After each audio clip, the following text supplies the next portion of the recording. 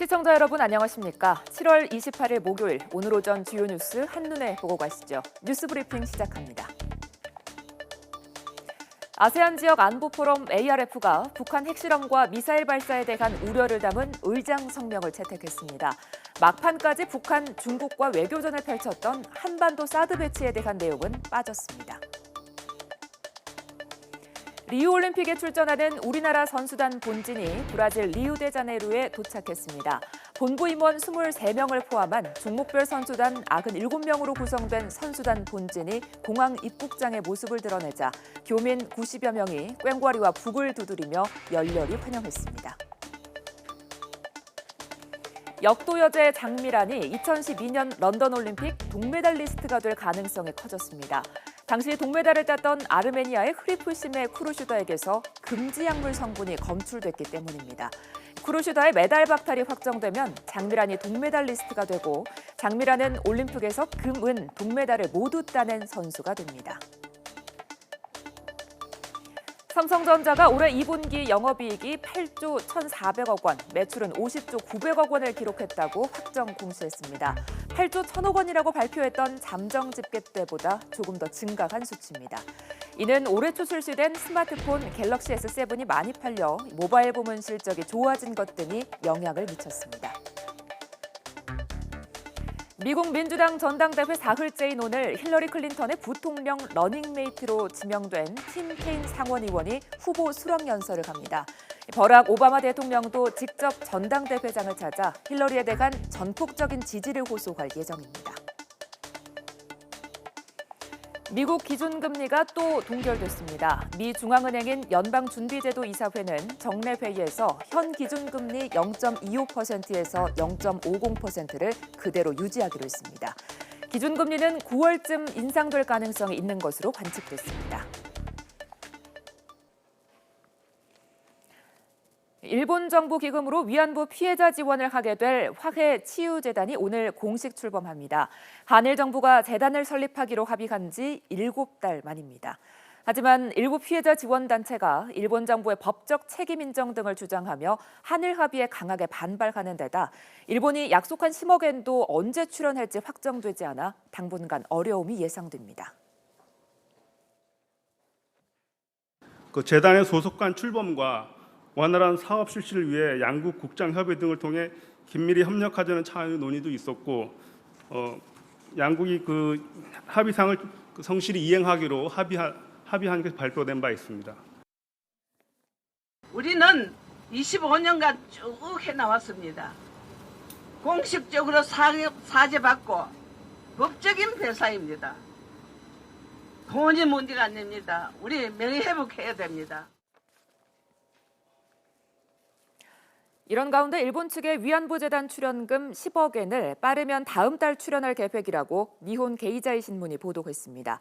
이는 한국이 주한 일본 대사관 앞에 있는 위안부 소녀상을 이전하기 전에라도 자금을 제공할 경우 도덕적으로 우위에 서게 된다는 판단에 따른 것으로 보입니다.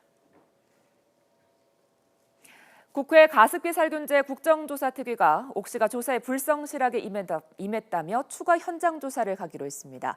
아타사푸달 옥 씨 대표는 2011년 질병관리본부가 폐섬유화 원인으로 가습기 살균제를 지목한 뒤에 진행한 독성 연구 결과를 고의로 조작한 적이 없다고 부인했습니다.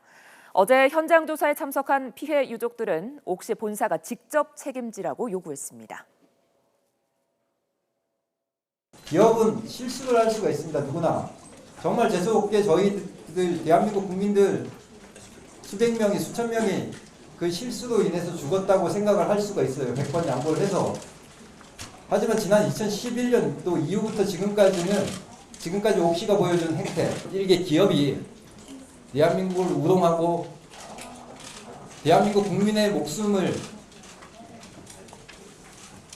대한민국의 국민의 국격을 심각하게 훼손한 래킷 뱅키저에 대해서 세월호 뱃머리를 들어올리는 작업이 오늘 오전 7시 반 다시 시작됐습니다. 월말까지는 뱃머리를 들어올린다는 계획이지만 역시 날씨가 변수가 될 것으로 보입니다. 5월 시작된 뱃머리 들기 작업은 기상 악화 등으로 4차례 연기됐고 한 차례 시도에서는 세월호 선체 일부가 찢어지기도 했습니다. 4.16 세월호 참사 특별조사위원회 이석태 위원장은 조사 활동 보장을 촉구하며 단식 농성을 시작했습니다. 이 위원장은 어제 정부가 특조위 활동을 방해해왔다면서 조사할 게 남아있는데도 문을 닫으라는 정부 요구를 수용할 수 없다고 말했습니다.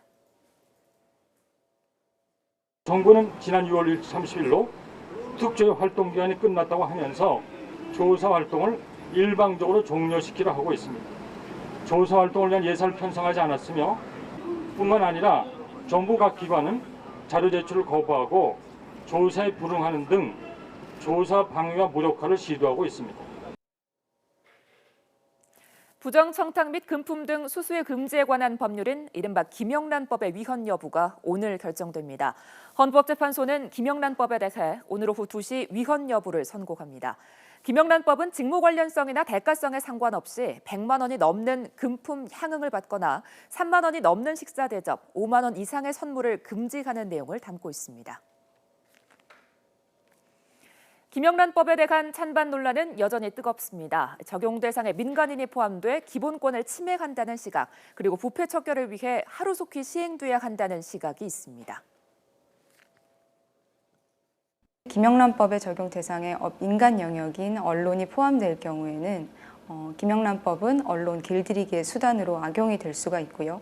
이는 헌법에서 보호하고 있는 언론의 자유 그리고 평등권을 침해할 수 있는 요소가 있습니다. 시간적인 차이를 두고 이제 나중에 이렇게 도와주는 그런 경우들이 있습니다. 직무 관련성이나 대가성 여부와 관계없이 공직자가 금품을 받으면 처벌할 수 있게 되는 점에서 상당히 의미가 있다고 생각합니다. 이 김영란법이 2달 뒤에 시행됐을 때 우리 경제에 미칠 영향에 대해서도 의견이 엇갈립니다. 당장 경제 전반에 악영향을 미칠 것이라는 분석과 오히려 우리나라 경제의 청렴도를 높여 장기적으로 경제가 성장할 것이라는 전망이 교차합니다. 일부 관련 업종의 그 업황이라든가 민간 소비에는 분명히 어느 정도의 부정적인 영향을 미칠 것으로 예상을 하고 있습니다. 보다 우리가 멀리 본다면은 어떤 경제의 부패 정도를 줄이고 궁극적으로는 경제 성장률을 높이는 그런 효과를 기대할 수 있습니다.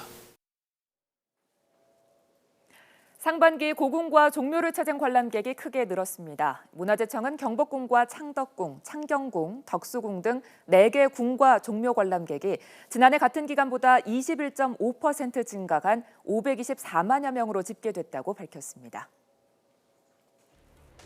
목요일 오전 뉴스 브리핑 마칩니다. 자세한 소식은 바로 뒤 이어지는 뉴스타워에서 확인하시죠.